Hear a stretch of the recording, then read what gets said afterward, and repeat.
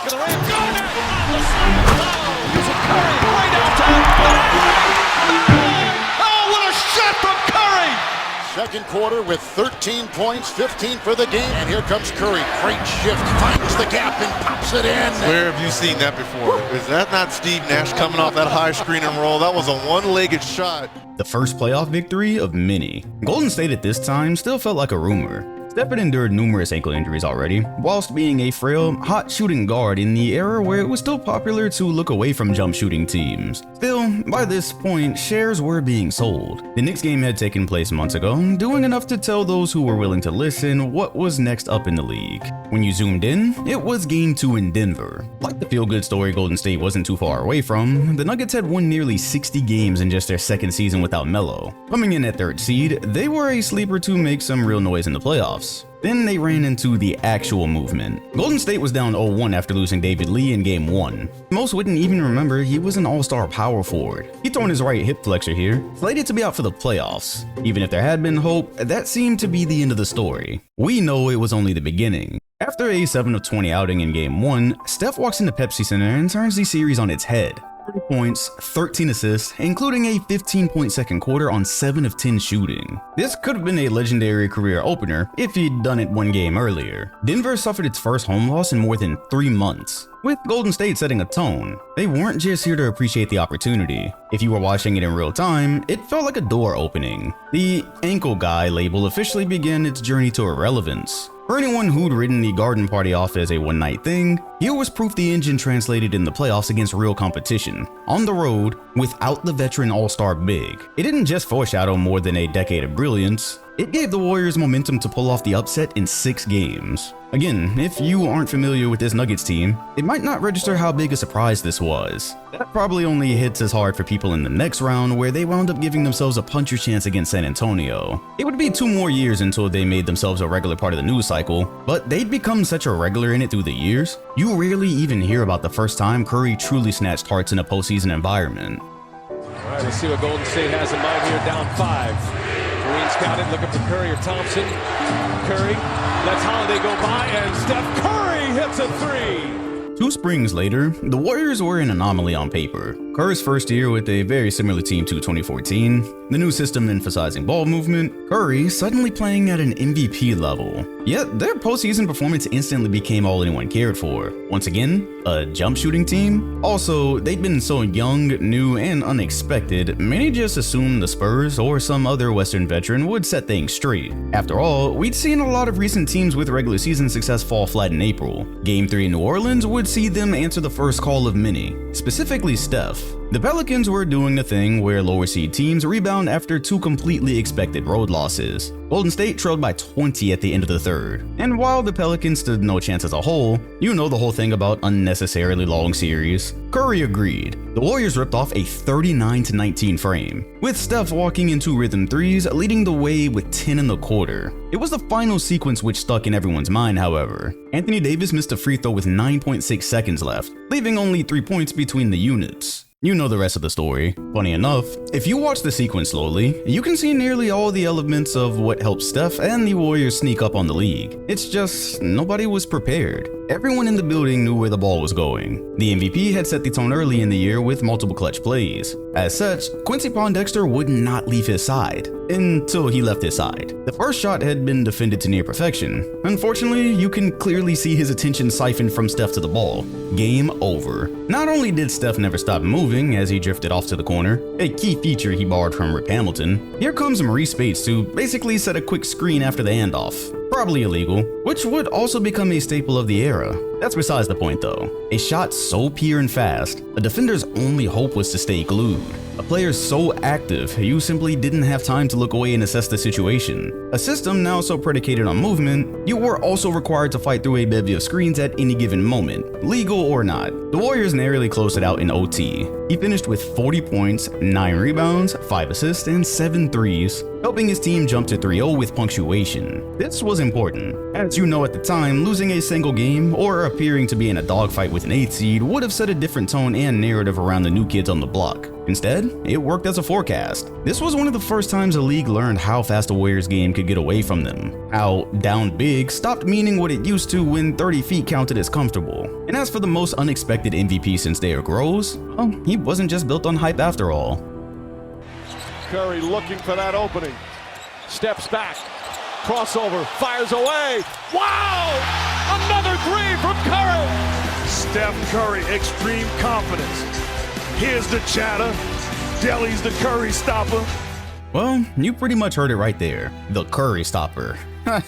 By June 2015, Golden State had spent 8 months redefining how a great team could look. With them now only games away from proving there was more than one way to win a title. No superstar trio, no superstar free agent splash, but also no typical centerpiece. Prior to 2015, every recent champion had some recognizable circumstance. Maybe you were the Spurs, who had the remnants of a star core. None of them had been led by one main scoring superstar point guard. To find that, I'd argue you end up in the 90s with the Pistons. And so, the finals still asked a familiar question. Could the jump shooting thing close when everyone knew what was coming? When it was the go-to? Up to Game 5, there weren't any solid guarantees. As everyone suspected, these randoms couldn't just go unscathed and have a storybook year. Cleveland had clawed their way to a tie series through injury, and Matthew Dellavedova totally exhausting his soul to stay with Steph. By this moment, Curry had split the first matches between what you'd expect and stinkers. Delly was largely credited for going straight at him, though nobody knew who he was, only getting the opportunity because Kyrie went down in Game 1. This was the night Steph Curry answered the noise. He had to. For a week, everyone who'd been preying on their downfall had been treated to watching him struggle without even having to play the other star. Remember, people by this point hadn't totally accepted Steph as the better point guard. Regardless, for the task at hand, he solved the puzzle in real time, hunting switches when he wanted, snaking away from traps, and saving 1v1 showmanship for the end just to prove a point. He'd go on to make a point in doing this over the years. He finished with 37, decisively took what's usually the deciding match, and secured the 3-2 lead. It wasn't just the number, it was the control. Every time Cleveland inched back,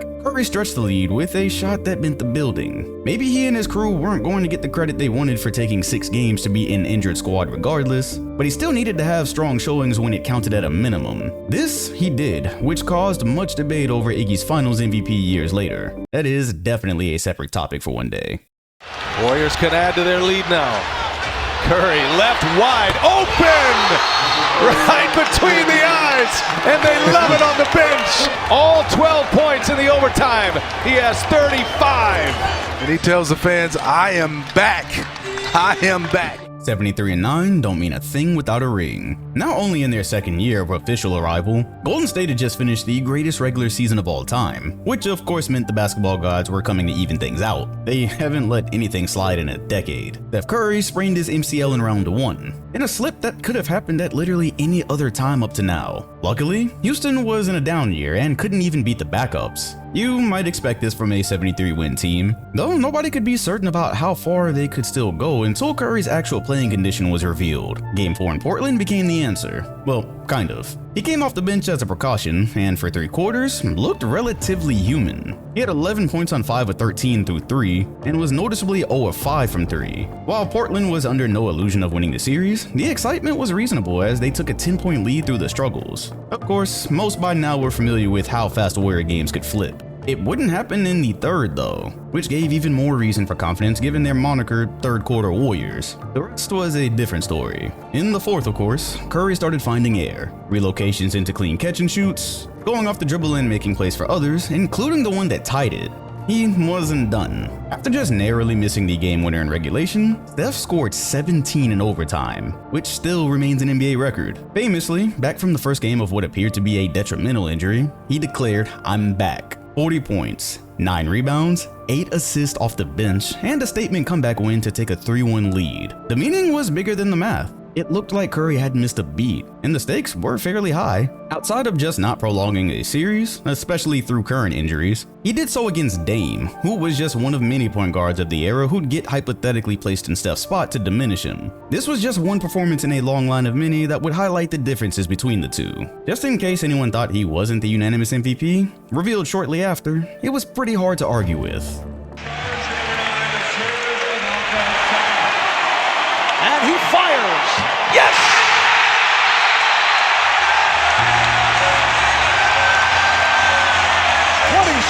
remaining. A 10-point Golden State lead. And Curry is saying, we're not going home. They were a win away from turning 73-9 into a footnote. Warriors Thunder actually happening was a treat, as the Warriors needed to conquer an elite West squad on the way to a title to impress anybody after 2015. It was a similar story at point guard as well, where although Steph had left the stratosphere, his matchups against other ones still raised questions. Recall in the 2015 run, the only superstar point guard he would have had to face went down in Game 1 of the finals, and he was cooking by the way. Golden State had crawled back from 3-1 behind Klay, forcing the door open in Oklahoma City, and even there Steph had a clutch performance that was overshadowed by his backcourt mate. Game 7 at Oracle was storybook. Either OKC would finally finish the job and ruin the greatest season ever, which would have given every previous Warrior doubter elite ammo, or Golden State was somehow going to complete a 3-1 against KD and Westbrook. Either outcome resulted in someone rematching LeBron in the finals. What a time. Early on, the dreams of some Avalanche over a broken team were quickly shattered. The Thunder's length controlled the first half, while Golden State slogged to 42 points and their deficit had gotten as high as 13. Then the third quarter Warriors arrived on cue. They won the quarter 29-12 as they opened the first 6 minutes with 5 threes to take the lead. Curry contributed 3 of those, and from that moment it was fairly clear where things were headed. To finish the kill, he dropped in 2 more threes and 15 total fourth quarter points. He finished with 36 points, 7 threes and 8 assists in a legendary win. The energy in the building said it all. Of course, with an all-time fumble on the line, the unanimous MVP and golden kid of the last 2 seasons was there to make the impossible look effortless. For this one, you can look even deeper in terms of it being a great playoff moment. Sure, historic shots in a historic game, cool. This one was unique in that he led the charge in closing an extremely tough Thunder team out on the cusp of only their second ever finals appearance. With it being Durant's contract year, blocking his path to the finals via a soul-crushing 3-1 comeback left the door open for rumors which started earlier in the year. Durant goes to the finals, well, he probably doesn't leave the Thunder at all. In one moment, Curry authored one of many all-time performances, destroyed possibly their biggest challenge in the West, and took their star piece with him to write the ending of the 2010s. If he'd played more like Game 7 of the finals here, an entire timeline flips on its head. And it's Green on it. He has Curry with him. Curry fires for 3. Yes!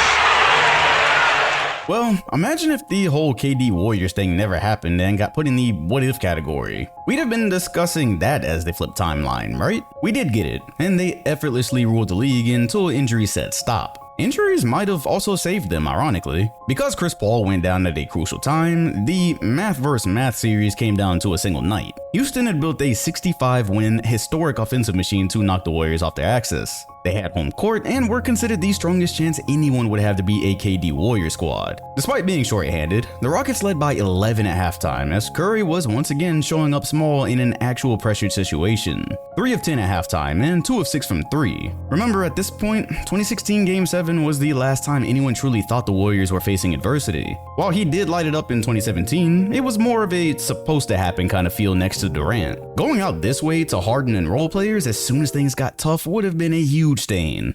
Third quarter Warriors, 5 of 6 from the field, 4 of 5 from 3. He scored 14 in the third in a very familiar turn of events. Overall, they won the quarter 33-15. And while they made their run, Houston couldn't throw a rock in the ocean. 27 straight threes without a make. Against the Kevin Durant Warriors of all teams, Steph kept his foot on their necks, toggling between hunting his own shot and feeding Durant when Houston loaded up.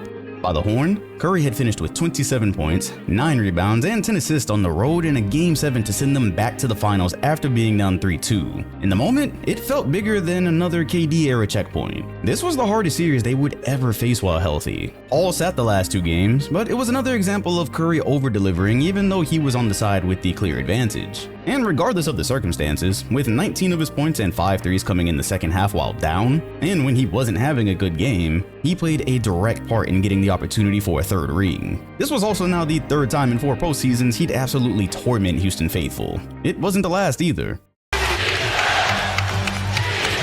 Curry with Tucker right with him. Curry launches a 3. Puts it in again! Steph Curry from downtown! Golden State had zero chance of not becoming the first team to three-peat since Shaq and Kobe. Then Durant's calf went in Game 5 in the rematch against Houston, which actually looked closer to an Achilles injury. The even bigger immediate issue was, how would a team who had the supporting cast of a multi-all-star team finish this out? Game 6 in Houston would lay it out clearly, just not right away. Curry spent the entire first half stranded on 0, 3 fouls, 0 of 5 from the field, and very much on the way to leaving the door open for Houston to force a Game 7. Recall, while he and his squad had the accomplishments, detractors had still been hungry to point out their lack of clean wins. The 15 finals took multiple injuries. They lost the rematch in 16 where the optics of 3-1 were so poor nobody cared to talk about their own injuries. The repeat with KD felt a bit cheap despite the gritty moments, and now here Curry was for the first time since 2016 where you could say the playing field was either equal or even they were at a disadvantage. Sure, you can win with an all-star team. How about when your supporting cast is post-broken leg Andrew Bogut, Quinn Cook, Jonas Jerebko, and Jordan Bell? For reference, none of the names on the roster for Game 6 outside of the regulars lasted in the league past 2022. Considering Curry had risen in the middle of LeBron's era and had somewhat disrupted it by now, this was the situation fans had wanted to see him in for so long. For the first half, he was doing exactly what they said would happen. Third quarter Warriors. Curry finally saw one go, and that was all he needed. By the time the fourth quarter hit, it stopped being about whether he'd score and became about how Houston would survive it. He poured in 23 fourth quarter points on 5 of 8, leading to 33 in the second half overall, while hitting a sequence of the most disrespectful shots known to mankind. It was one thing to watch him read the defense and manipulate it. Him going off the dribble against smothering clamps felt motivated, especially now on the 4th series since 2015. When the dust settled, Steph had once again taken the soul from Houston. With Harden also having been one of the top guards, replacing him in hypotheticals over the years, Curry had put that to rest with prejudice. Especially considering by now, you really couldn't point to an all-time Harden playoff moment when it mattered. As a sweetener, he'd done so in a situation people had posed for years. Could he produce in playoff moments where everything wasn't set up for his success already? Well, now everyone had their answer. The Warriors were probably going to win their 4th title and get to the finals again without KD. And maybe some second shots.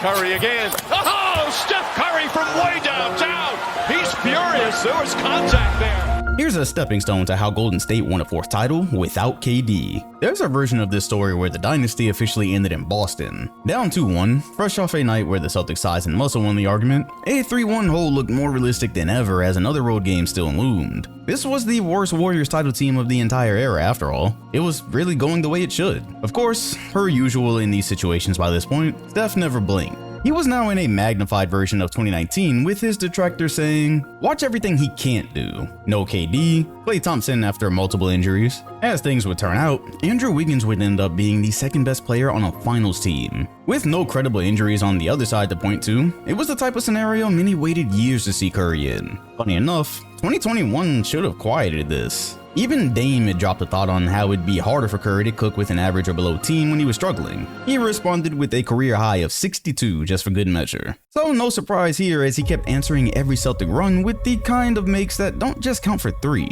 As Boston had won Game 3 by 16, their 4th performance was actually turning out to be a threat. The only time anyone pulled away for 3 quarters was when they'd get the crowd hype and go up a few possessions. It was the type of game primed for a pull away leading to the inevitable. Steph wouldn't let it happen. Boston tried everything. It was funny to listen to people question Udoka's defensive tactics as if there were any one thing that would work against Steph. Switch, show, drop, switch again. The simple fact was he could drag the bigs into space at will, and you were either going to give him an open 3, a lane to get downhill, or an open look for a teammate. In a game where the Celtics were always just one highlight play away from seizing the momentum, Steph had 43 and 10 boards with 7 threes on 50% from both the field and 3 in the loudest gym of the year. But it felt bigger than just tying the series. This time there was no Klay legacy game. Kevin Durant wasn't winning finals MVP. Draymond wasn't having the game of his life from 3. As a matter of fact, he shot 1 of 7 here. Steph walked in with Wiggins as the only other current all-star on the roster and survived what was essentially an elimination game on the road based almost totally on his offensive merits. This would go a long way.